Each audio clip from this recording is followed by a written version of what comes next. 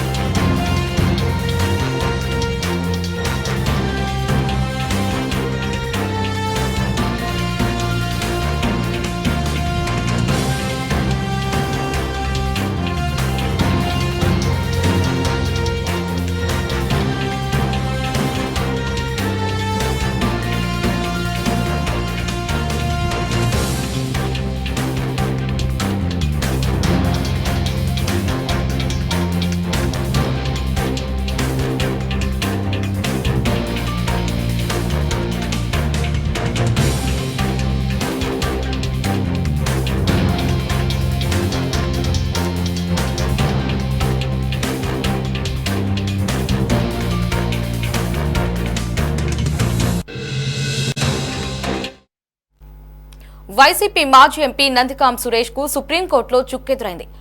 వెలగపూడికి చెందిన మరియమ్మ హత్య కేసులో ఆయనకు కోర్టు బెయిల్ నిరాకరించింది.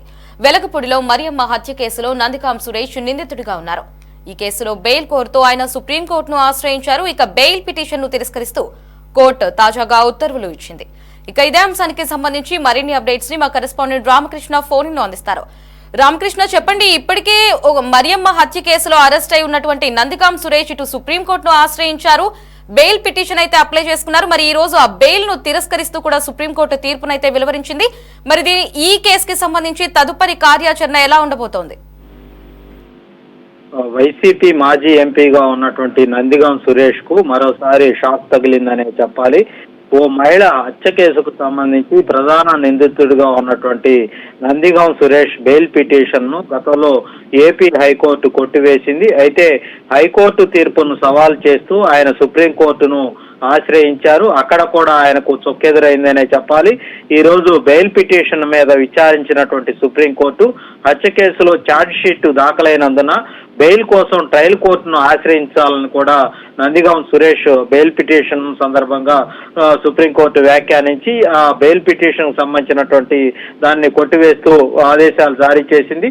2020లో వైసీపీ ప్రభుత్వం అధికారంలో ఉన్న సమయంలో తుళ్లూరు మండలం వెలగపూడికి చెందినటువంటి ఎస్సీ మహిళగా ఉన్న మరియమ్మ తనకు వస్తున్నటువంటి పెన్షన్ ను నిలిపివేశారని, అలాగే ఇళ్లు ఇస్తామని ఇవ్వలేదని అప్పటి ముఖ్యమంత్రిగా ఉన్నటువంటి సీఎం జగన్ ను దూషించారు. దీంతో మరియమ్మ ఇంటి మీద దాడి చేసి అప్పటి ఎంపీగా ఉన్నటువంటి నందిగాం సురేష్ అనుచరులు ఆమెను తీవ్రంగా గాయపరిచి హతమార్చారు. ఈ ఘటనపై పోలీసులు కేసు నమోదు చేశారు. కూటమి ప్రభుత్వం అధికారంలోకి వచ్చాక ఇదే కేసులో మాజీ ఎంపీ నందిగాం సురేష్ ను పోలీసులు అరెస్ట్ చేశారు. ఈ కేసుకు సంబంధించి ఆయన ప్రస్తుతం జైల్లో ఉన్నారు.